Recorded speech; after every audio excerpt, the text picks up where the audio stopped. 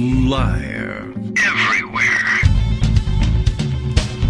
On netrootsradio.com.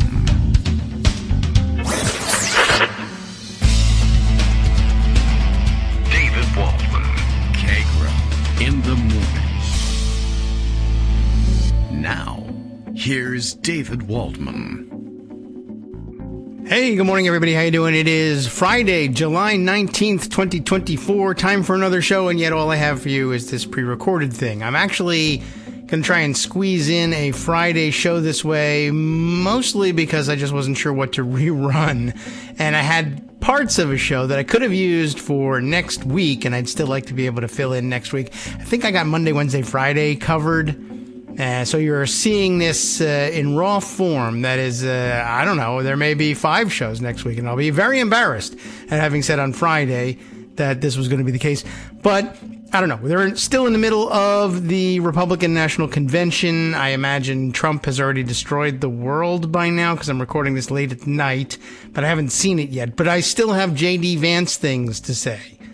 I mean, other people have J.D. Vance things to say, I guess. So maybe I can put together them, this and some of the other material that I have about him and still be relatively timely. And then maybe I can find some more evergreen stuff. I don't know what the hell's going to happen. Vacation is terrible. It's very hard to take a vacation. You know how it is. The week before you go on vacation is the hardest week there is. You need a vacation from getting ready from, you know the story. All right, fine. Well, anyway, last night I think I put these social media type messages aside. Joe Sudbay, as a matter of fact, responsible for the first in the chain that I was looking for, and found this piece. I think he sent off in response. So I'm going to read this sort of in reverse chronological order and follow some of the links. But I guess what's prompting this thing is J.D. Vance, I guess, like most aspiring politicians, people who really aspire to, higher office, very often, well, if they're Republicans, they start some sort of weird charity to prove that you don't need government anymore, and that they can do things better than the government, but frequently they actually do them very poorly. So Joe Sudbay here is responding to, or he's got a couple of different Twitter / Blue Sky messages that he's thrown together. I don't even know how it fits together, but his message from yesterday was quoting from an AP story, which is entitled "Vance's Anti-Drug Charity Enlisted Doctor Echoing Big Pharma." So maybe not so great, right? The AP review, Joe is grabbing this line from there. AP's review found that the charity's most notable accomplishment, sending an addiction specialist to Ohio's Appalachian region for a year-long residency, not bad, right? But it was tainted by the ties among the doctor, the institute that employed her, and Purdue Pharma, the manufacturer of OxyContin. So it sounds like it didn't come together the way they were expecting. Now, also included in this tweet is not a tweet, but Blue Sky, whatever the hell we're calling it. I hate the word they have for it, from Wet Moser, that says, "That's one of the ways Vance positioned himself for a political career, by setting up an opioid nonprofit. David Fahrenthold, yay, wrote about it a couple of years ago in the New York Times, and that is also linked here. In J.D. Vance's first attempt to renew Ohio crumbled quickly, published in 2022. Which one do you want to hear about first? Well, let's take a look and see how long each one is, and what can we make fit. All right, well, having had a quick look at it through the magic of editing, they are both from 2022, and I guess probably covering the same developments, although, let's see, the AP story is published on August 18th, 2022, and the New York Times story is dated October of 2022. So AP, I guess, hit it first, but the New York Times hit it with David Fahrenthold. So I don't know. I'm kind of tempted to go that direction. Let's do that. Let's be elitists. Besides, we heard some bad things about AP the other day from Greg, right? So, David Farenthold wrote in October of 2022, J.D. Vance was not running for office, I guess way back when. He said it irked him when people assumed that. That's kind of funny. This is 2017, and of course now he's running for vice president. But hey, whatever. Instead, in 2017, he said he had come back to Ohio to start a nonprofit organization. And I believe he took off from that like super fast and went to San Francisco after that. Isn't that right? Okay. So Mr. Vance gave that organization a lofty name, Our Ohio Renewal, and an even loftier mission to, quote, make it easier for disadvantaged children to achieve their dreams. Tell me he's not running for office. Are you kidding me? Come on. He said it would dispense with empty talk. Can we dispense with the empty talk, please? And get right to work fighting Ohio's toughest problems. J.D. Vance being that toughest problem. Opioids, joblessness, and broken families. I actually care about solving some of these things, Mr. Vance said. And again, I mean, maybe he meant it when he said it, maybe not. But I mean, if I have the bio right, he's out of there almost immediately to San Francisco. I hope David discusses some of that. Or maybe the AP article discusses that part of it. Anyway, he actually cares, yada, yada. Within 2 years, it had fizzled. Yeah, what I want to know is, did he also skip town? We'll find out. Mr. Vance's nonprofit group raised only about $220,000, hired only a handful of staff members, shrank drastically in 2018, and died for good in 2021. It left only the faintest mark on the state it had been meant to change, leaving behind a pair of op-eds and 2 tweets. Wow. Mr. Vance also started a sister charity and probably paid one another, which paid for a psychiatrist to spend a year in a small town Ohio clinic. Then it shuttered too. But at least they got the year out of somebody. Mr. Vance, but that's right. That's the AP story is about the cheesiness of that deal. We're going to have to read both, I think. Mr. Vance is now the Republican nominee for Senate in Ohio, running on a promise to tackle some of the same issues his defunct organization was supposed to have. On the campaign trail, he has said his group stalled because a key staff member was diagnosed with cancer. Oh, well, that is rough. Okay, but you got another one if you want to change Ohio. I saw that Ohio lacked a focused effort on solving the opioid crisis.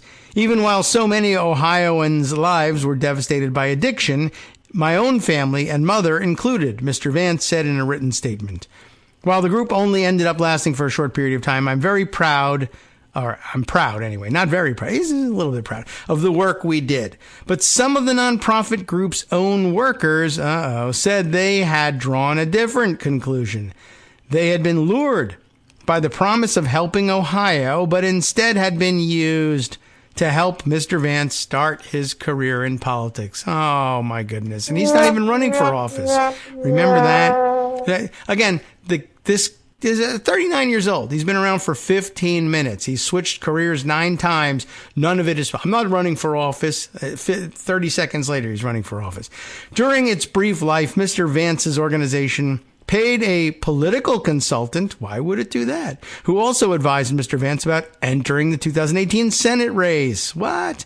It paid an assistant to help schedule Mr. Vance's political speeches, and it paid for a survey of Ohio citizens, and that's in scare quotes, so why is that several of the staff members said they had never seen. The collapse of Mr. Vance's nonprofit group was first reported last year in Insider, so screw you, AP, you aren't even it, so well, okay, I'm sure they did a good job. Now, Ohio Democrats use the group as an attack line. J.D. Vance was in a position to really help people, but he only helped himself, says an ad created by Mr. Vance's opponent, Representative Tim Ryan. Wells. Anyway, the New York Times examined federal and state records and talked to most of the people connected to the tiny nonprofit organization. That included 10 people who served as employees, board members, or outside advisors for Our Ohio Renewal. Mr. Vance started the group in November of 2016. I believe he was 11 years old at the time, on the day after Donald J. Trump had won the presidency. That's interesting. Donald Trump has won the presidency. Ohio needs to be saved. Remember, he thought he was Hitler. at the time. Yeah, he changes his mind. He's a very mercurial guy. Maybe he'll resign. He won't be vice president. I'll just leave. Forget it. Screw this. Anyway, at the time, Mr. Vance's, are we going to censor this now? Are we going to pretend that we don't say the word? Mr. Vance's Billy elegy about his troubled childhood in Ohio was a surprise bestseller. That is a surprise. After Yale Law School and 2 years in Silicon Valley, Mr. Vance was returning to Ohio. Oh, okay. So he did that first. Well, where the hell did he go? Where did he go in 2020? Oh, was he running? He was running for Senate again, right? He did it in 2018 and then 2022. I don't know. All right. Well, let's go find out. He said his nonprofit group would seek to fix some of the social problems that he had described in his book. And it's not going to do anything about that weird passage I read about with him in a glove and some couch cushions. I could fix that. I'll hook him up with Mike Johnson. You and your son can help straighten him out. Don't let him get anywhere near the other guy, Gates. Anyway, I felt, frankly, a little bit of responsibility. Now that I've been given this platform by the success of the book, to go and try and at least do a little something to help out, Mr. Vance said in late 2016. I mean, I guess so. It was an exploitative book, apparently. I didn't read it. Somebody who felt exploited said so. So I believe them. His group was set up as a social welfare organization called a 501c4, different, by the way, after the relevant section of the federal tax code. Yes, I know. That is allowed to do more political advocacy than a traditional charity, because he wanted to be in politics, though he said he didn't. Politicians often treat these groups as a kind of incubator for their next campaigns, using them to attract donors, pay staff members, and test out messages in between elections. If you're not busy running for office, you got to waste your time doing something, I guess. Mr. Vance said his organization was not that. Oh, okay. Well, there you go. It was focused on something bigger. In its application for tax-exempt status, his group told the Internal Revenue Service it planned to increase its fundraising to $500,000 a year by 2018 and to more than double its spending on personnel. In his statement to the Times, Mr. Vance said he had donated $80,000 of his own money to the nonprofit group, which was about a third of the $221,000 that it reported having raised over its lifetime. He declined to identify the group's other donors. And this is after San Francisco, after venture capital. He couldn't come up with more than that. He must not have been much of a venture capitalist, but he wasn't a venture capitalist for very long. We'll give him that. Mr. Vance said he did not take a salary because he was super wealthy, I guess, and still only came up with $80,000. I don't know. He's a young guy. He did not have a formal leadership role, but called himself honorary chairman. So he didn't have to do anything. That's not a bad idea, really. I won't promise anything for now, besides this. I will work hard, to find solutions to the opioid and joblessness problems, and when we identify workable solutions, we'll let you know. We'll do something about them. Okay, he wrote to members of his advisory board in 2017. He signed off, looking forward to doing some good, JD. I mean, leadership. Boom. Mr. Vance wanted to help his grandparents, or help grandparents like his, I should say, who stepped in to raise children when parents were absent or unable. The task of figuring out how to do so fell to Jamil Giovanni, a friend of Vance's from Yale Law School, who had been hired as the group's director of law and policy. Mr. Giovanni and two researchers paid by Ohio State University, where Mr. Vance was a scholar in residence, somehow, in the political science department. Why? I really don't know. Spent months researching family law, looking for policies that could be changed. I mean, he's gone to law school, he's written a book, but he says he's not going into politics, but he's a scholar in residence at the political science department, and he's 30-something? He has some connections. That's true. At the time, Mr. Vance was traveling for speeches, working for an investment firm, and splitting his time between Ohio and Washington, where his wife and young son lived. All right, she was like clerking, right? Mr. Vance was largely absent from the nonprofit group's offices, according to an employee at the organization who asked not to be identified, while describing the group's inner workings. The person often studied in Mr. Vance's spacious and frequently empty office on campus. It was very quiet, the person said. Another person who worked for the nonprofit group said that in hindsight, it had seemed aimed at serving Mr. Vance's ambition by giving him a presence in a state where he had not lived full-time for several years. The person said it had felt as if much of the job involved giving outsiders the impression that Mr. Vance was in the state, said the person, who asked not to be identified for fear of antagonizing Mr. Vance and his supporters. In November of 2017, the group's research produced a result. Hey, an op-ed in the Cleveland Plain Dealer. Okay. In that piece, Mr. Vance urged the Ohio legislature, actual politicians who do things, I urge you to adopt a bill that would help kinship caregivers like his grandparents. Okay. Mr. Vance's group did not make much of an impact in the effort to pass the bill, said former state representative Jeff Rezabek, a Republican who sponsored it. The legislation stalled that year, although similar legislation eventually passed later after Mr. Vance's group had become largely inactive. At the same time, in 2017 and early 2018, Mr. Vance was gradually starting to do the thing that he said he wouldn't: politics. He spoke at GOP Lincoln Day dinners around Ohio. He publicly flirted with running for the Senate as a Republican in 2018, even reportedly commissioning a poll to see if his attacks on Trump would hold him back. JD is giving serious consideration towards this because there are very serious people asking him to run. Mr. Vance's political advisor, Jay Chabria, told CNN in early 2019.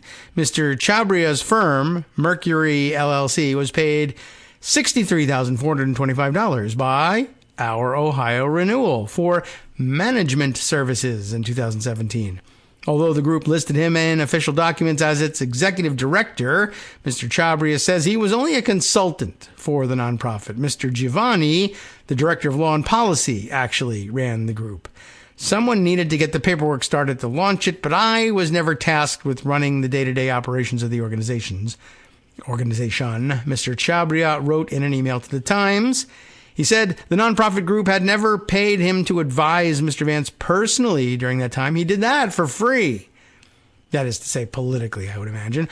Our Ohio Renewal also paid a salary to Mr. Vance's personal assistant, who scheduled Mr. Vance's appearance at events, including Republican gatherings. Mr. Chabria defended that practice, saying that Mr. Vance had often mentioned Our Ohio Renewal at those talks. The assistant managed Mr. Vance's calendar because he was a central part of the organization, Mr. Chabria wrote in an email, adding that Mr. Vance was making regular public appearances in the media and at events to promote the activities of the group. Tax law experts said that was most likely permissible, given the looser rules around this type of nonprofit group.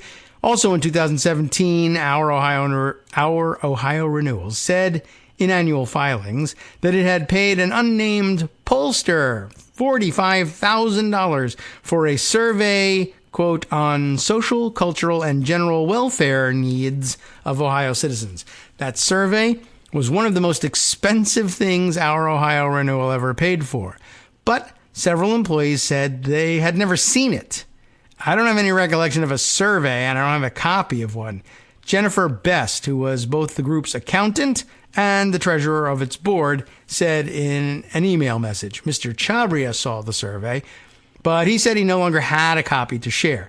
He said it had tested messages about Our Ohio Renewal's work and did not ask questions on any potential candidacy by Mr. Vance himself.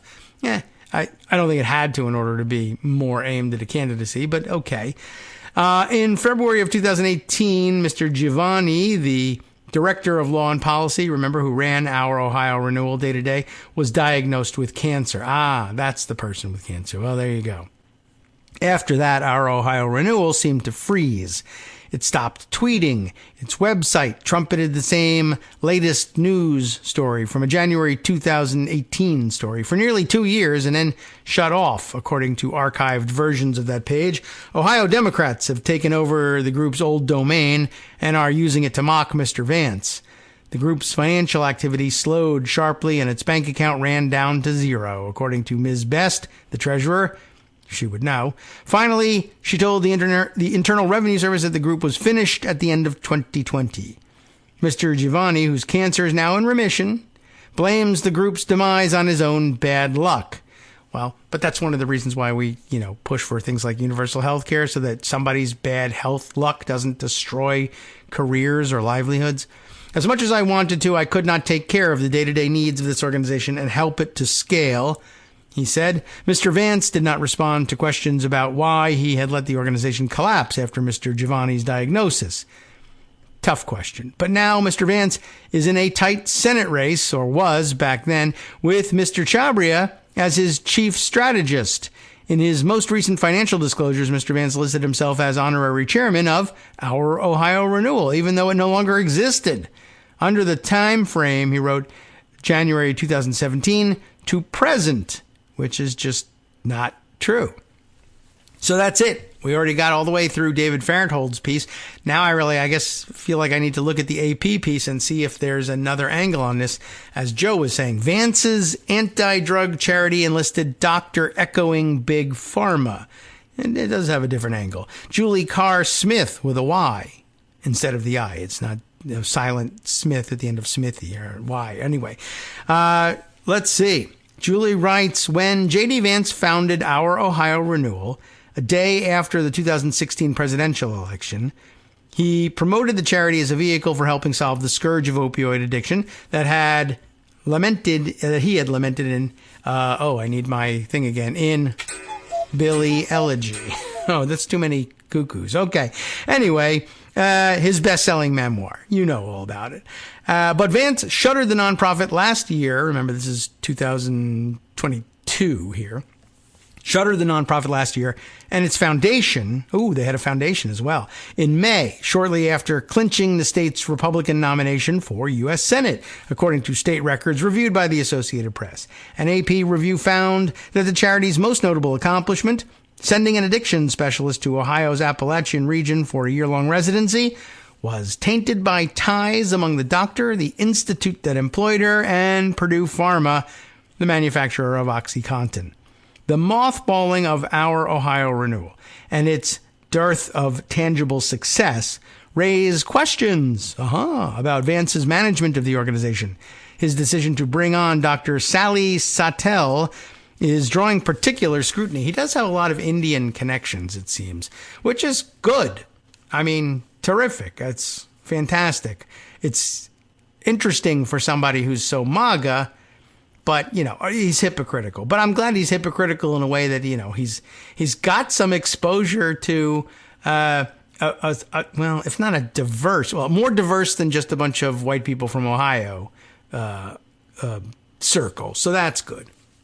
Anyway, she's an American Enterprise Institute resident scholar, Dr. Sally Satel is, whose writings question the role of prescription painkillers in the national opioid crisis, and where writings were published in the New York Times and elsewhere before she began their residency in the fall of 2018. So questioning the role of prescription painkillers in the opioid crisis. People are just home brewing opioids out of poppy seed bagels or something.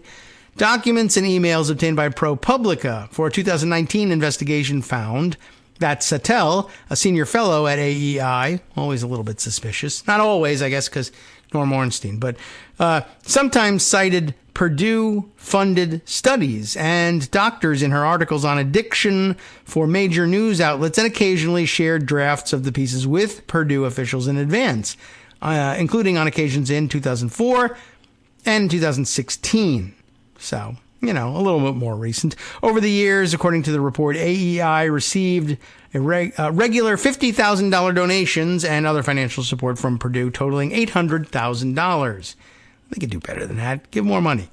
Longtime Ohio political observer Herb Asher cast the charity's shortcomings, including Satel's links to Big Pharma, as a betrayal. That's very dramatic. Okay, a person forms a charity, presumably to do good things, so when it doesn't, for whatever reason, that really is a betrayal, said Asher, an emeritus professor of political science at Ohio State University. Or wasn't he a political science scholar in residence too, Vance? That's something voters can get their arms around. Vance's campaign said the nonprofit is simply on temporary hold during Vance's Senate run against Democratic U.S. Representative Tim Ryan. It also said Vance was unfamiliar with Satel's connection to Purdue when she was selected for the residency. JD didn't know at the time, but remains proud of her work to treat patients, especially those in the area of Ohio who need it most, the campaign said in a statement.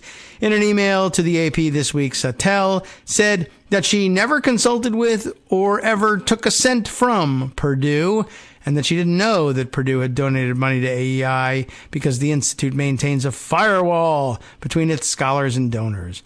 She said she relies completely on my own experience as a psychiatrist and or data to form my opinions. Phoebe Keller, spokesperson for AEI, said the Institute's scholars have academic freedom to follow their own research to conclusions without interference from management. Well, that's good. They should. Purdue Pharma did not respond to a message-seeking comment. Vance has described our Ohio Renewal's mission variously over the years as to bring interesting new businesses to this so-called Rust Belt. That's totally different. To fill some of the area's treatment gaps in mental health and to combat Ohio's opioid epidemic. So a little bit of everything. Also, to get a couple of people to wait in line so we can get some McDonald's hash browns before they close at 10. Anyway, stop serving breakfast. Is a very wide range of missions. He has acknowledged at points that the charity fell short of his vision, though he has more recently suggested it remains active, including listing himself on a financial disclosure filed this week, this is 2022, as honorary chairman of the canceled organization. In his book, Vance recounts the hardship and heartbreak he and his family experienced as a result of his mother's battle with drug addiction, which ravaged Appalachian areas of Ohio, Kentucky, and West Virginia.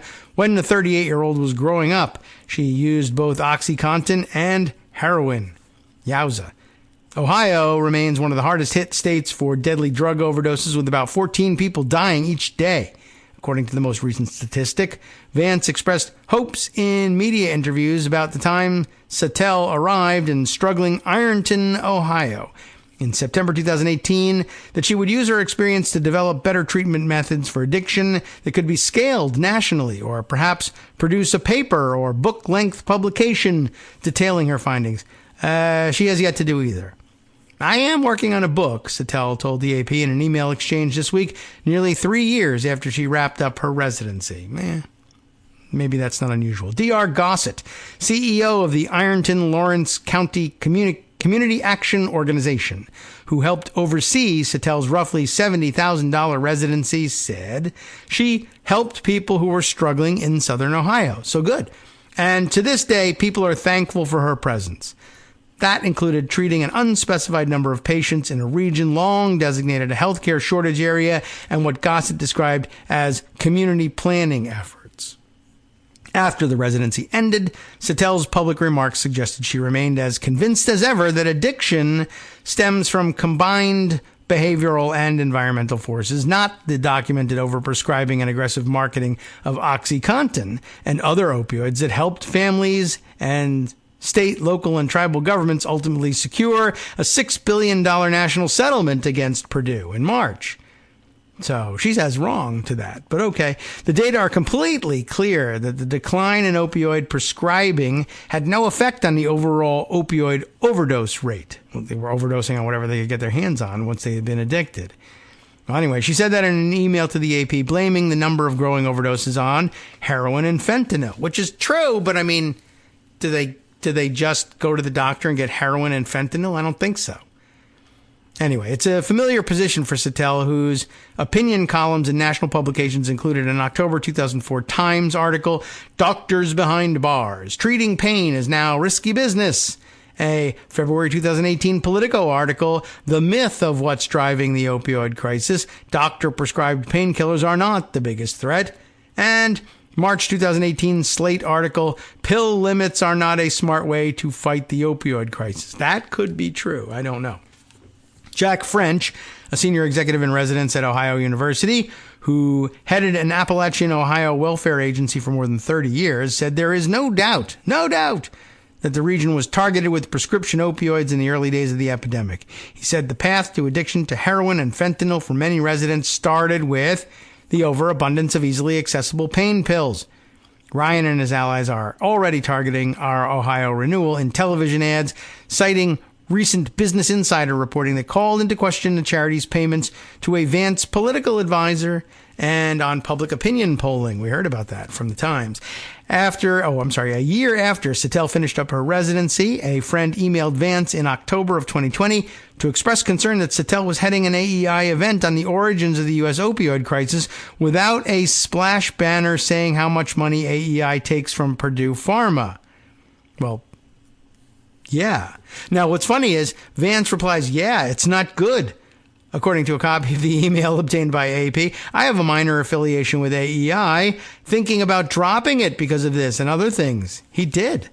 Keller, the AEI spokesman, said Vance ended his non-resident fellowship at the Institute that year and did not renew the affiliation. He's got an affiliation with everything.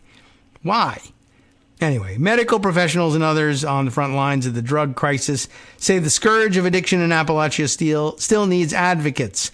There's definitely still a major problem, said Tricia Farrar, who directs the Recovery Center in Lancaster at the edge of Appalachian, Ohio. Things are very tough, and people who are sick are having a lot of challenges. There's just a lot of uncertainty in the world right now, and that kind of adds to that. So interesting tightrope he's walking. He says he didn't know about her and AEI's relationship with Purdue. She says she didn't know about AEI's relationship with Purdue. And he says, she says, prescription drugs, doctor-prescribed pain pills aren't really to blame for the overdose deaths. And maybe they're not. It's what people graduate to when you take their pills away or when pills will no longer do it that kills them. That's true. But how do they get there? That is denialism. And at least at one point in his life, or out of one side of his mouth at one point of his life, J.D. Vance deplored the idea that Purdue and their associates would engage in that kind of denialism and dropped his affiliation with AEI. Interesting, but yet, this doctor who said these things was a big part of the foundation he was using to launch the political career that he said he was never going to launch. What a guy. Boy, is he hollow inside. Well, thought I should bring that to you sooner rather than later. Well, one of the drawbacks of pre-recording the show while the convention is wrapping up is that I didn't get to watch the weirdness of the convention wrapping up or even the reaction of people to the weirdness of the convention wrapping up until it was too late. Apparently, he gave, his usual sort of stem winder of a speech, including, various and sundry inclusions that make no sense. The ears are the bloodiest part, statistics say, something like that, apparently. And he set up the firefighter, the ex-fire chief who was killed at the rally. I guess they set up his helmet somewhere on the stage, and he went over and kissed it. He kisses everything. And he made a big deal of it. And then in the backdrop, they put up gigantic projections of the picture of the fist pump. So they really played it for all it was worth, which is to say nothing. But anyway, I thought I might close out with another convention-related story. I guess all the Vance stories are coming out, but I don't think I ever want to do an entire show about J.D. Vance only.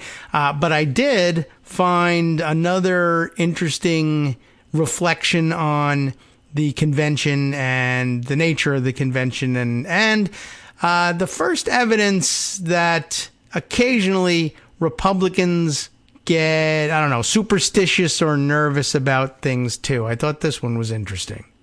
Okay, maybe you are in need of hey, it's not all guaranteed to go wrong kind of story, and maybe you'd like a historical example or two. Well, Rolling Stone's Tim Dickinson and Aswin Subsang have something for you that was published just last Thursday that might be of some interest, something to keep in mind. We're in unprecedented territory as it is.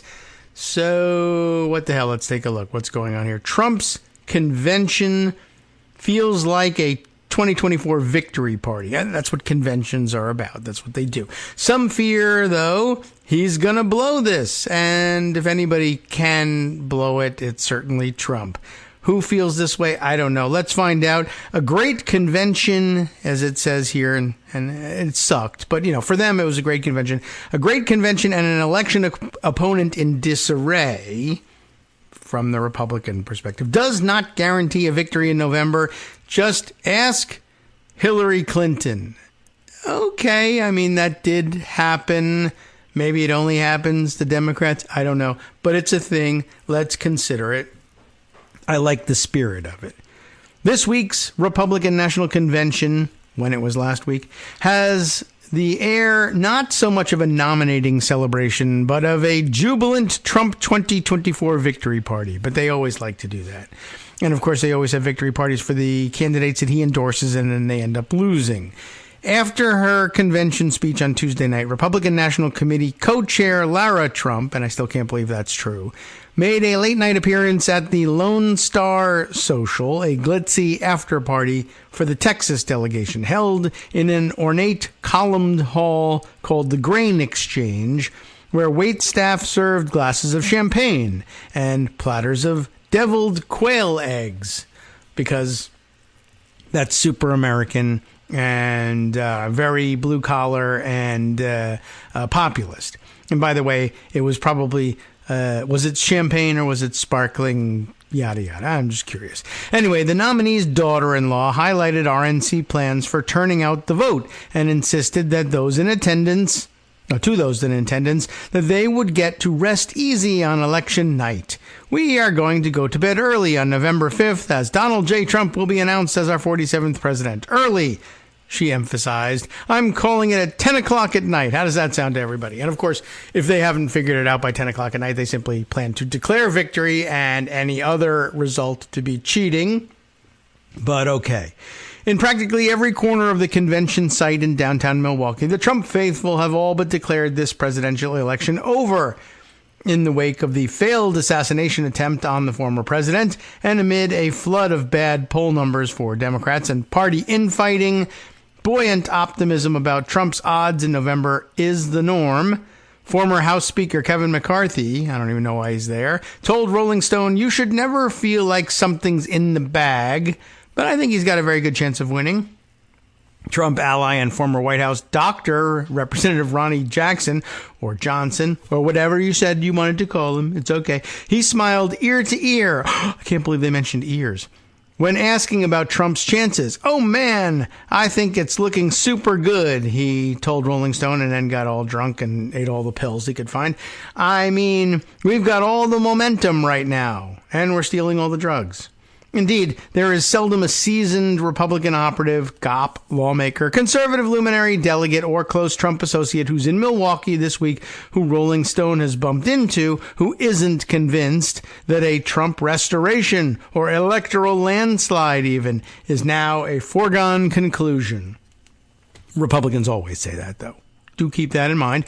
The party appears thoroughly convinced that their openly authoritarian leader is on track to easily reconquer power.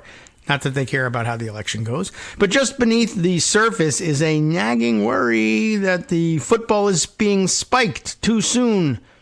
There are still they say 3.5 as opposed to saying 3.5, 3.5 months before Election Day, an eternity in American politics, especially when you can get shot. A small number of the Republican National Party elite and megadonor class present in the city have privately conceded to Rolling Stone that Trump's nemesis and 2016 Democratic nominee Hillary Clinton, of all people, is an instructive, chilling example for them. She left an exuberant nominating convention in the summer as the other party appeared to be largely demoralized and unraveling across the aisle, and enjoyed a glut of encouraging poll numbers and legions of followers awaiting her cakewalk win. And then she blew it, or it was blown, I suppose. For her, by her, I don't know. Are we going to blow this?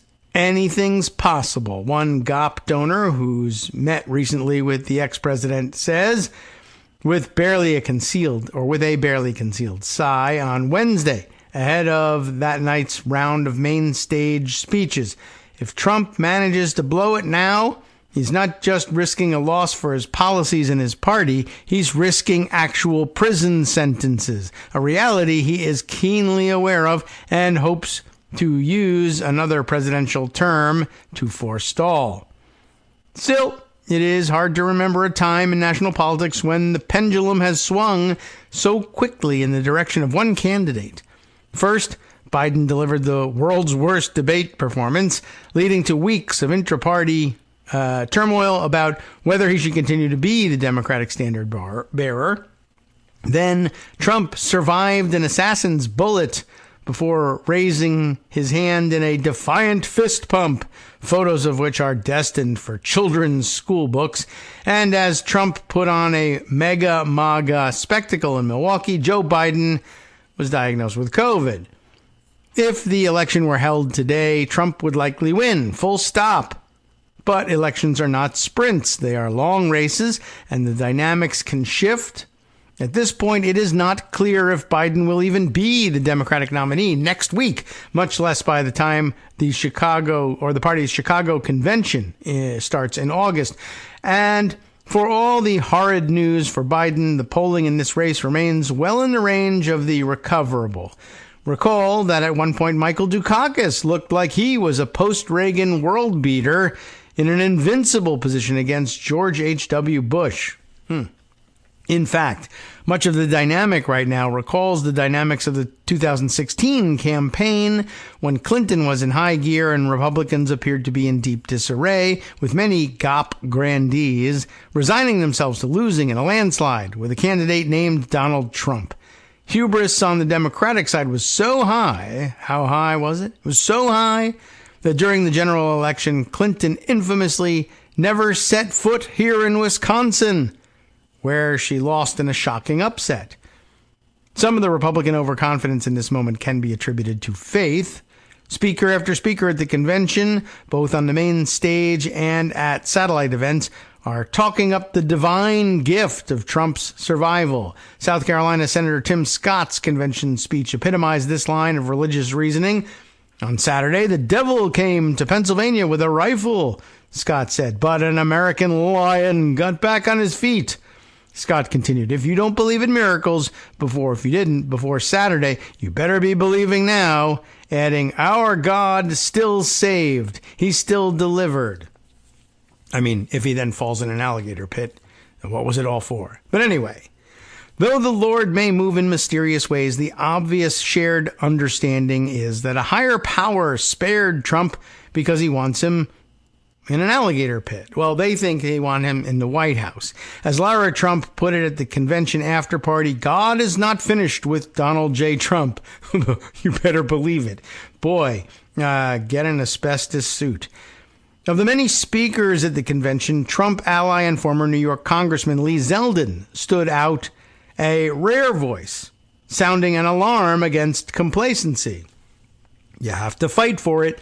The mechanics of campaigning, the tactics of campaigning, he said, speaking at a side event hosted by the America First Policy Institute, a pro-Trump think tank. For Zeldin, that included encouraging Republicans to embrace early voting or risk entering Election Day having already lost many states across this country.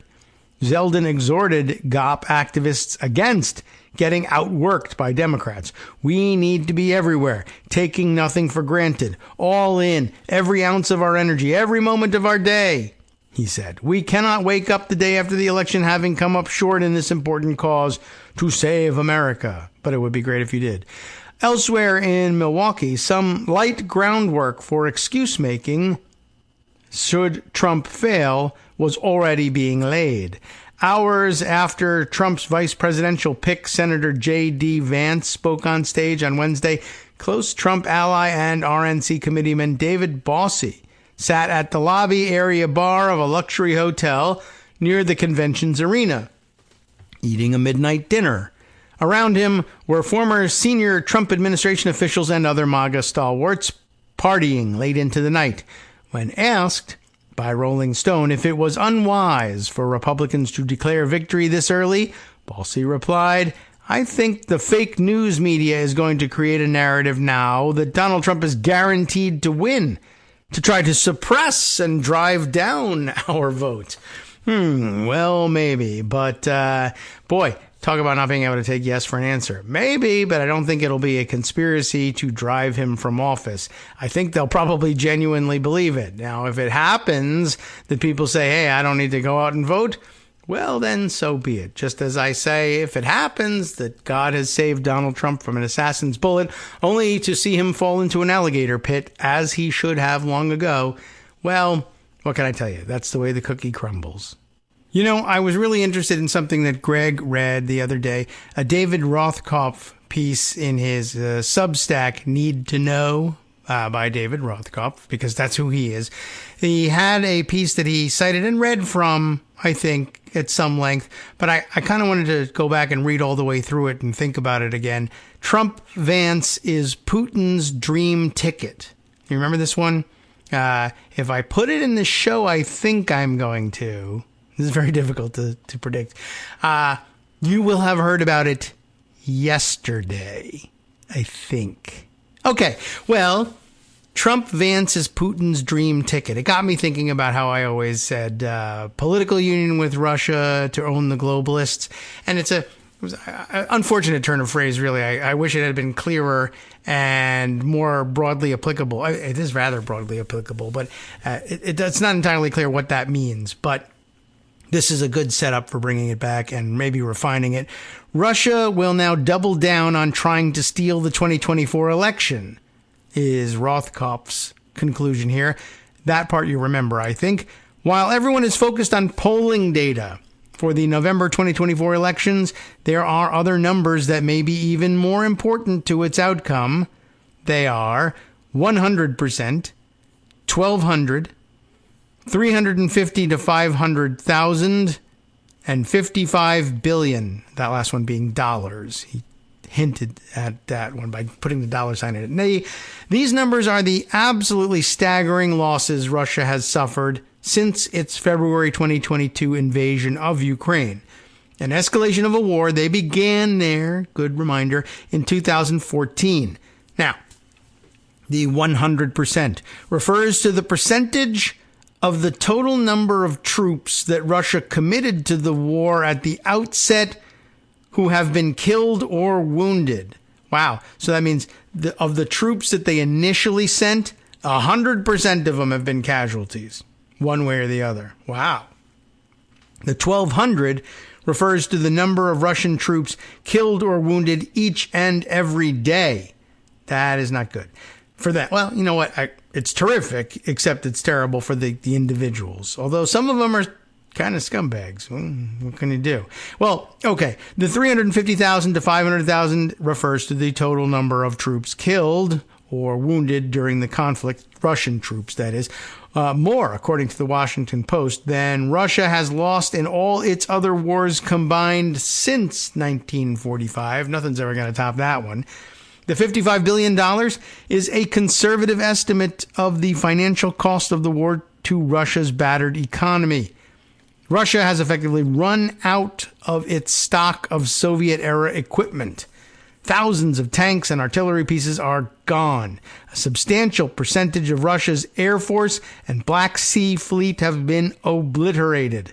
And the gains that Russia made earlier this year when Ukraine was hobbled by the Trump MAGA GOP interruption in aid to Kyiv have now been stopped. Russia is reeling, and new weapons, including F-16s, Patriot missile batteries, and tanks are arriving. Nearly 2% of all Russian men aged between 20 and 50 may have either been killed or severely wounded since the invasion, according to The Economist. In short, Russia is reeling. The Ukraine war is Putin's greatest gamble, and it is not going well. He may be able to sustain the conflict for a considerable period, but with Western support for Ukraine, it is certain the toll the war will take on Russia will continue to climb, while the Russian military's prospects for major gains do not look to improve at all. The people of Russia are starting to feel these losses in their daily lives. Resentment is rising despite Putin's iron grip in the state. More than 1 million of Russia's best and smartest citizens have fled the country. There is only one chance for a Russian breakthrough. There is only one card Putin can play to turn the tide in Ukraine. What should frighten Americans is that the benefits to Putin for playing that card have become considerably greater this week, and that the card itself is dramatically less expensive to Putin than any of his military options, even as it is much more likely to deliver not only the results he wants in Ukraine, but also a knock-on success in his goal to expand Russia's influence ever deeper into Europe. That card, of course, is the Trump card. Putin and the world have long known that the re-election of Donald Trump is the one certain death blow to U.S. support for Ukraine. A blow so potent it would also dramatically weaken NATO and leave much of Europe's eastern flank open to further Russian aggression, if they have anything to use there, I guess you should say. I mean, hopefully they run out of equipment and men. But with the addition of J.D. Vance to the Trump ticket, it has become even more overtly pro-Putin. If anything, hard as it is to believe, Vance is even more pro-Russia than Trump. What is more, with Vance at age 39 on the ticket as the new heir apparent to the MAGA movement, were he and Trump to win, it is likely that Putin and his cronies could count on American support potentially for decades to come. It is a stunning shift. What was once a fondness for the Kremlin that was a source of controversy during the first Trump term has now been solidified, institutionalized, baked into cake as central, perhaps the central distinguishing component of Trump, Vance, MAGA, Republican Party foreign policy. That is really rather amazing all by itself. And, you know, I mean, what can I tell you? There's like no accounting for it other than he's just completely transactional and figures there's a payoff from it, or just he feels that weird kinship with Putin and the Russian oligarchs because they're transactional. He might not even necessarily think he's going to benefit from it. He may know they're greedier than he is, but he just feels more at home with these wackadoodles than with normal Americans. He's never felt at home with normal Americans. So there's that, which I thought you'd want to hear. I mean, the conclusion that Greg plucked out of it is the right one, but there was some astonishing background that led us to that conclusion, and I was pleased to have a chance to share with you today. Well, I got a couple minutes left to try to shoehorn in some smaller items here. I'll see what I can make fit and how it works out. I happen to have one open here from Talking Points Memo that also relates to the convention. Forget Election Day, it says. Trump campaign senior advisor says it's not over till Inauguration Day. I guess this is their plan for fighting their way back into the White House if they lose. All right. Amin Yusel produced this piece here from just yesterday, July 18th.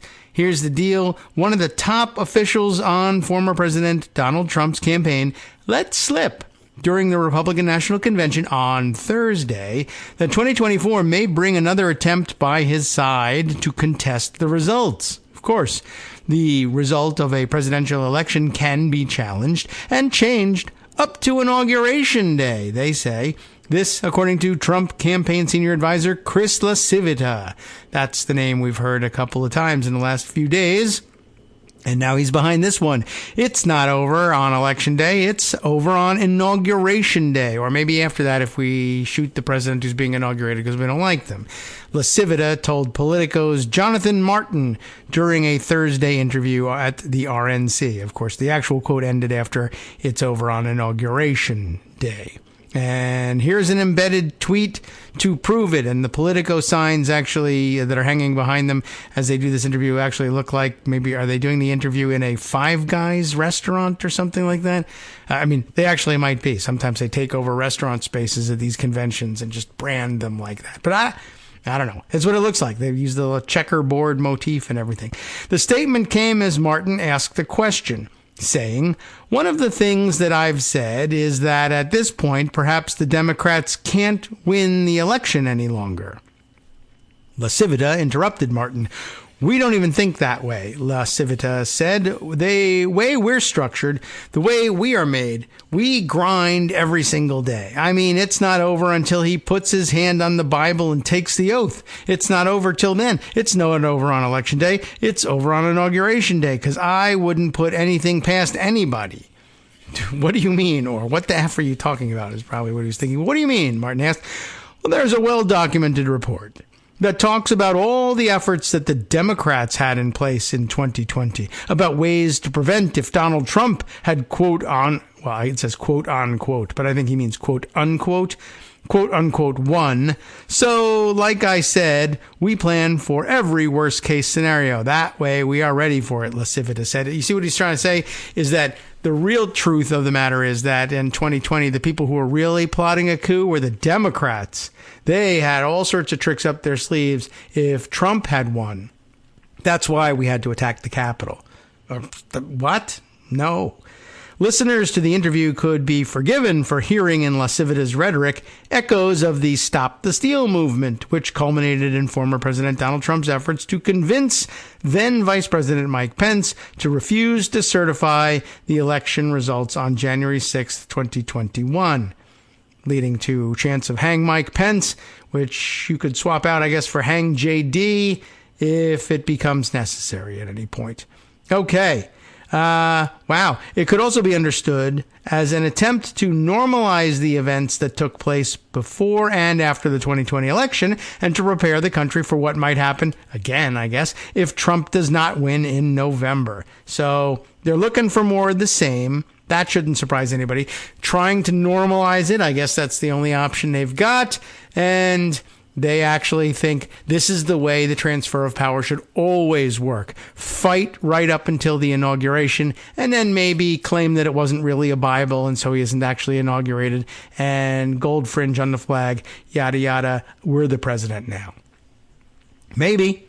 I don't really know for sure. All right, I think I can sneak in one last item and then play our outro music and get out of here. Just to keep you up to date on what's happening in the courts, we may have to revisit this soon. U.S. Appeals Court blocks all of Biden's student debt relief plan. Oh, no.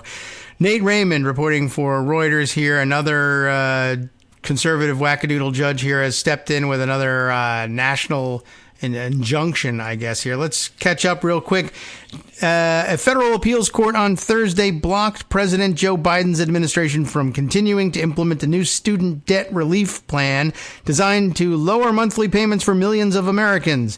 The St. Louis-based 8th Circuit U.S. Court of Appeals granted a request by 7 Republican-led states to put on hold parts of the U.S. Department of Education's debt relief plan that had not already been blocked by a lower court judge. So the lower court judge actually pulled the trigger on this thing, and they appealed for even more, and the circuit court gave it to them.